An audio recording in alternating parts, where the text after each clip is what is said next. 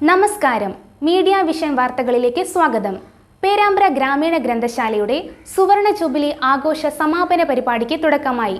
May 16, 17, 18 തീയതികളിലായി ഗ്രന്ഥശാല അങ്കണത്തിൽ നടക്കും.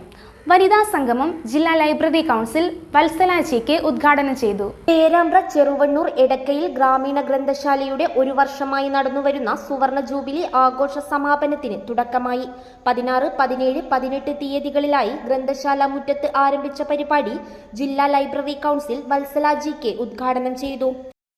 എല്ലാ പ്രവർത്തനങ്ങളും കേരളത്തിലെ ഗ്രന്ഥശാല മുന്നോട്ട് വെക്കുന്ന നല്ല സൽപ്രവർത്തനങ്ങളും എല്ലാവർക്കും ഗുണകരമായി മുന്നോട്ട് കൊണ്ടുപോകുമെന്നുള്ള കാര്യത്തിൽ യാതൊരു തർക്കവുമില്ല.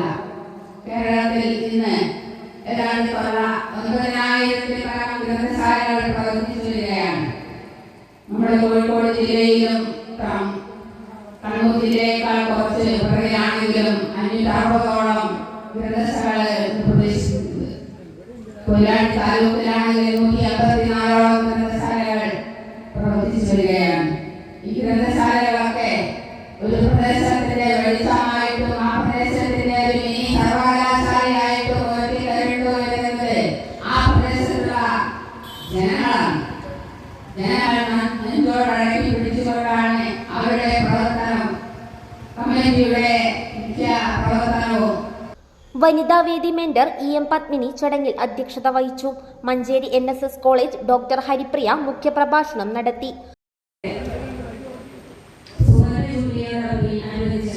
വനിതാ സംഗമമാണ് ഇവിടെ നടക്കുന്നത്. യഥാർത്ഥത്തില് ഇന്ന് ഈ യോഗത്തില് കോഴിക്കോട് മേയർ പങ്കെടുക്കേണ്ടതായിരുന്നു. ചില കാരണങ്ങളിലൂടെ അവർ പങ്കെടുക്കാൻ പറ്റിയില്ല. അതുകൊണ്ട് ഇപ്പോ മുഖ്യാതിഥികളുടെയും കൂടെ കടമ നിർവഹിക്കണമെന്നാണ് എന്നെ വിളിച്ചപ്പോൾ ഗിരീഷൊക്കെ പറഞ്ഞത്. അതുകൊണ്ട് എനിക്ക് പറ്റുന്ന തരത്തിൽ ആ കടമ കൂടെ നിർവഹിക്കാൻ ശ്രമിക്കാമെന്ന് മാത്രം. വനിതാവേദി സെക്രട്ടറി ഷർമിള I സ്വാഗതം പറഞ്ഞ ചടങ്ങിന് വൈസ് പ്രസിഡന്റ് ശ്രീജ EK നന്ദി പറഞ്ഞു. തുടർന്ന് സംഗീത ശില്പവും സംസ്ഥാന കലോത്സവത്തിൽ A ഗ്രേഡ് നേടിയ മേമുണ്ട ഹയർ സെക്കൻഡറി സ്കൂൾ വിദ്യാർത്ഥികൾ അവതരിപ്പിച്ച ഷീറ്റ് എന്ന നാടകവും, തിരുവങ്ങൂർ ഹയർ സെക്കൻഡറി സ്കൂൾ വിദ്യാർത്ഥികളുടെ ഓസ്കാർ പുരുഷു എന്ന നാടകവും, കൊക്കല്ലൂർ ഹയർ സെക്കൻഡറിയുടെ കുമരു എന്ന നാടകവും അരങ്ങേറി.